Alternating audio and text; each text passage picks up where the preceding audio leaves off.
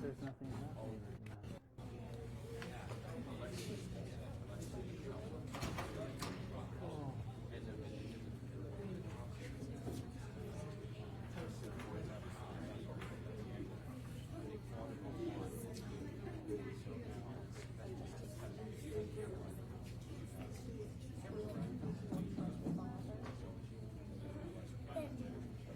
Would two youth ambassadors, senior youth ambassadors, go out and make sure everybody's in, please? Okay. Got to be back in here in 2 minutes. We're going to start. 2 minutes, people. 2 minutes.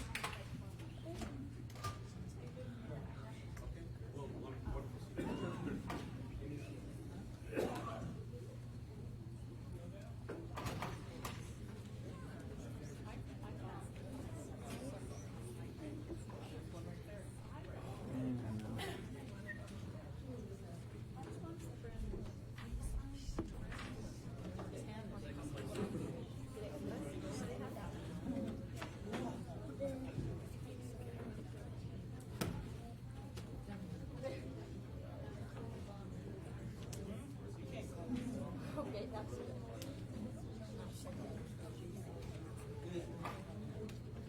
Don't worry, I stopped.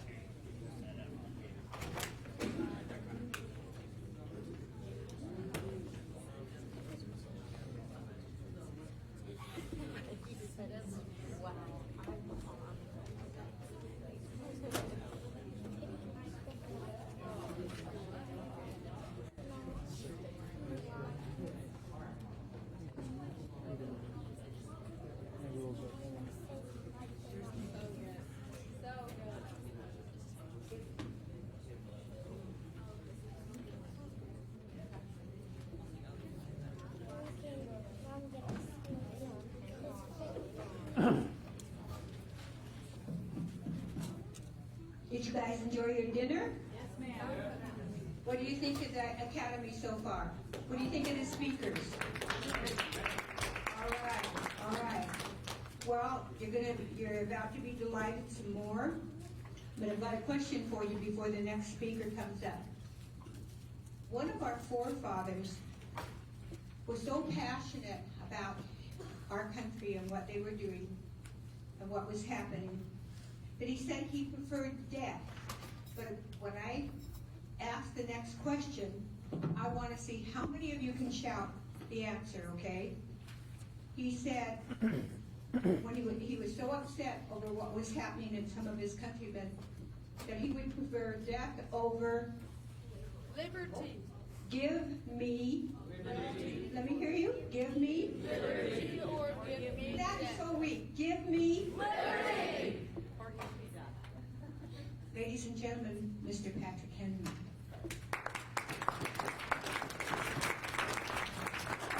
Does that work? Can everybody hear me?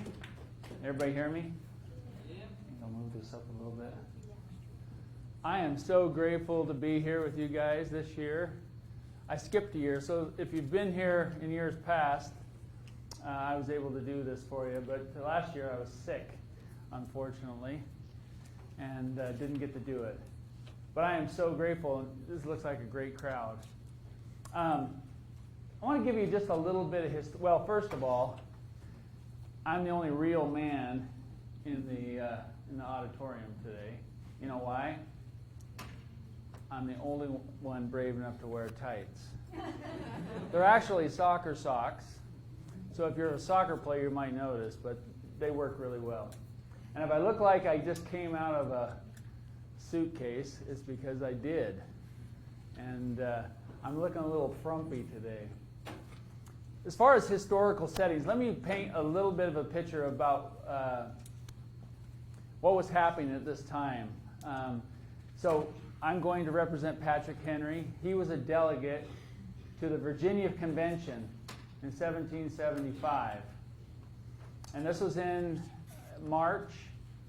And they were meeting illegally and in a small church in Richmond, Virginia. It was called St. John's Church. Anybody been to St. John's Church? Uh-oh. Now I have people that I might know if I make a mistake. Anyway, they were debating about British aggression and what they should do as a colony. Virginia was a big part of the Revolutionary War, and having them involved was very, very important. And of course, they were just debating as a colony. They didn't care too much about anybody else at this point, just themselves, what they were going to do. And there were some very important men there. Did anybody know what kind of statesmen we got out of Virginia? George Washington was one. Thomas Jefferson was another. James Madison, close, not quite. But there was a guy by the name of Richard Henry Lee, and then there was this attorney by the name of Patrick Henry. And they had actually been receiving information from other areas, other colonies. One of them was the island of Jamaica. They had come and told Virginia that they ought to acquiesce to the king's demands, and that if they did so, they would have joy. They would return to what they called, this is an old vernacular, the halcyon days of old, they called them. Well, Patrick Henry had something to say about it, and after gaining control of the floor by saying, "Mr. President," he said this, "I could but unite in a vote of thanks for the truly patriotic address of the legislature of Jamaica. The address was noble and inspiring, but in my opinion it is absurd to rest quietly expecting a return to those halcyon days of old. I beg to offer the following resolution.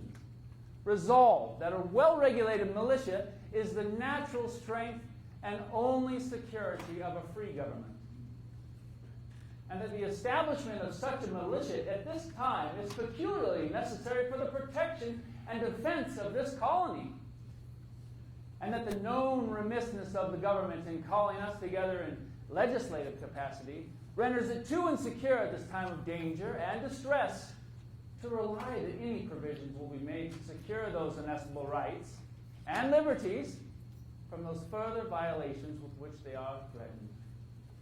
Resolve, therefore, that this colony be put immediately into a state of defense, and that a committee be named by this convention to prepare a plan for embodying, arming, and disciplining such a number of men as may be sufficient for this purpose." Now you may remember, if you've read the Declaration of Independence, that one of the things that they were upset about was that the king would dissolve these branches of government at his whim. And so they were meeting in secret because of that. But not everybody believed the same way that Patrick Henry did. In fact, some men called treason. And some men said, "Aye." That's how they said yes or awesome or cool. Let's do this. And so for the next while, they debated this idea of forming a militia, of training and having a committee to be able to take care of this. And this went back and forth with lots of debate and fervor and excitement. And maybe what Patrick thought was the end of the debate, he again obtained the floor. And he said, "Mr. President, no man thinks more highly than I do of the patriotism as well as the abilities of the very worthy gentlemen who have just addressed the House. But different men often see the same subjects in different lights. And therefore, I hope it will not be thought disrespectful to those gentlemen if entertaining as I do. Opinions of a character very opposite to theirs. I shall speak forth my sentiments freely and without reserve. This is no time for ceremony.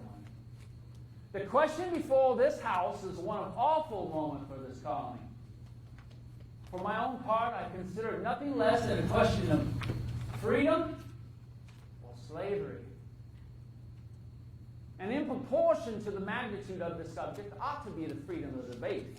It is only in this way that we can hope to arrive at truth and fulfill the great responsibility which we hold towards God and our country.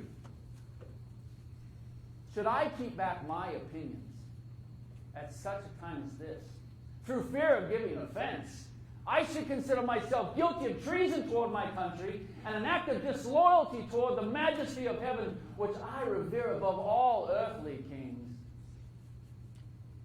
Mr. President, it is natural for men to indulge in the illusions of hope. We are apt to shut our eyes against a painful truth and listen to the song of that siren until she transforms us into beasts. Is this the part of wise men engaged in a great and arduous struggle for liberty? Are we disposed to be the number of those who, having eyes, see not, and having ears, hear not, those things which so naturally concern their temporal salvation? For my own part, whatever anguish of spirit it may cost, I am willing to know the whole truth, to know the worst, and to provide for it. I have but one lamp by which my feet are guided, and that is the lamp of experience. I know of no way of judging the future, but by the past. And judging by the past, what has there been in the conduct of the British ministry these last 10 years to justify the hopes with which the gentlemen are pleased to solace themselves and this House? Is it that insidious smile with which our petitions have lately been received? Trust it not, sir. It shall prove a snare unto your feet. Suffer not yourselves to be betrayed with a kiss. Ask yourselves how this gracious reception of our petitions comports with those warlike preparations which cover our waters and darken our lands. Are fleets and armies necessary for a work of love and reconciliation? Have we shown ourselves so unwilling to be reconciled that force must be called in to win back our love? Let us not deceive ourselves, sir. These are the implements of war and subjugation, the last arguments to which kings resort. So I ask the gentleman, sir, what mean this martial array if its purpose be not to force us into submission? Can the gentleman assign any other possible motive for it? Has Great Britain any enemy in this quarter of the world to call for all this accumulations of armies and navies? No, sir. She has none. They are meant for us. They are meant to bind and rivet upon us those chains with which the British ministry have been so long forging. And what have we to oppose them? Argument? Sirs, we've been trying that these last 10 years. Is there anything new to offer upon the subject? Nothing. We have held the subject up in every light of which it is possible. But it has all been in vain. Shall we resort to entreaty and humble supplication? We have done everything possible to avert the storm which has now come upon us. We have petitioned. We have remonstrated. We have supplicated. We have prostrated ourselves at the throne, at the foot of the throne, and have implored its interposition to arrest the tyrannical hands of the ministry and the parliament. But our petitions have been slighted. Our remonstrances have caused additional insult and injury. Our supplications have been ignored, and we have been spurned with contempt at the foot of the throne. In vain, after these things, may we indulge the fond hope of peace and reconciliation. There is no longer any room for hope. If we wish to be free,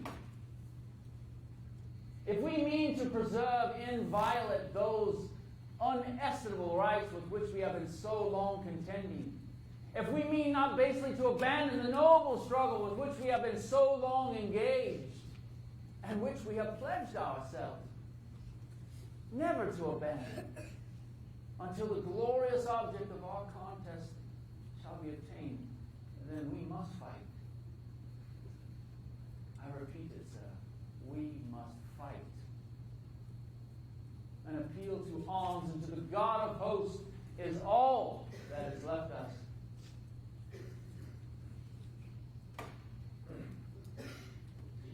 They tell us, sir, that we are weak, unable to cope with so formidable an adversary.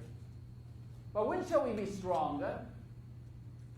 Will it be in the next week or the next year?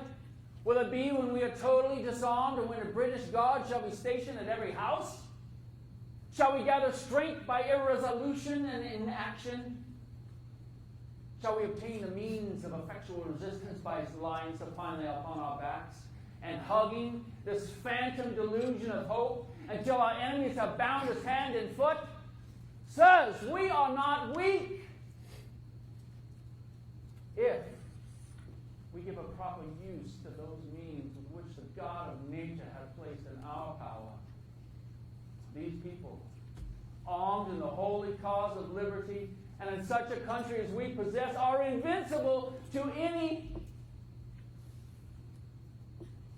enemy that can come upon us. Besides, we shall not fight our battles alone. There is a just God who presides over the nations and who will raise up friends to fight our battles for us. The battle, sir, is not to the strong alone, but unto the vigilant, the active, the brave.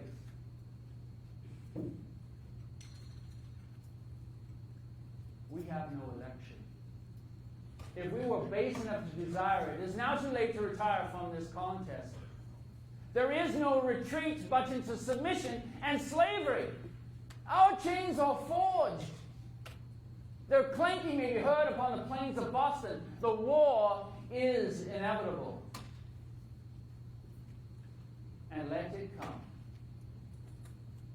I repeat it, sir. Let it come. It is in vain, sir, to extenuate the matter. Gentlemen may cry peace, but there is no peace. The war has actually begun. The next gale that sweeps from the north will bring to our ears the clash of resounding arms. Our brethren are already in the field. Why stand we here idle? What is it that gentlemen would wish? What would they have? Is life so dear, or peace so sweet, as to be purchased at the price of chains and slavery? Forbid it, Almighty God. I know not what course others may take, but as for me, give me liberty.